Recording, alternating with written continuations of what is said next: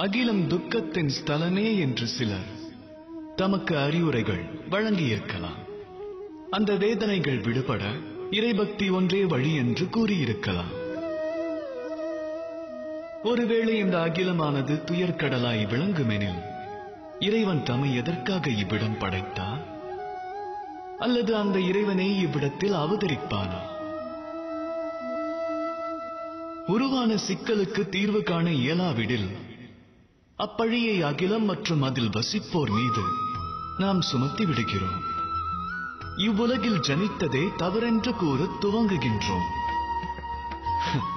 ஒரு குடியானவன் பாலைவன நிலம் சென்று தன் உழைப்பின் மூலம் அதை நன்கு உழுது பயிர் நிலமாக்குகின்றார். ஒரு நெசவாளர் தம்மிடமுள்ள பஞ்சு நூலை மட்டும் நூர்த்து தன்னுடைய உழைப்பினால் அதை ஒரு சௌந்தரியமான வஸ்திரமாக மாற்றிக் காட்டுகிறார்.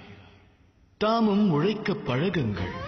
எவ்வுலகில் எவ்விடத்தில் தாம் பிறந்தீர்கள் என்பது முக்கியமல்ல, எவ்வாறு வந்தீர்கள் என்பது மகத்துவம் வாய்ந்ததல்ல. மகத்துவம் என்பது ஒன்றே, தாம் இவ்விடம் விட்டு பிரிந்து செல்கையில் ஆற்றிய கடமைகள் யாது என்ற நிதர்சனம் மட்டுமே. அனைவரும் அதை மனதில் கொள்ளுங்கள். நரகமென அனைவரும் எண்ணுவதை ஒருவேளை தாங்கள் சொர்க்கமாக மாற்றிவிட்டார்.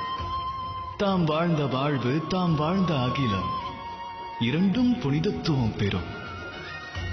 ராதா ராதா.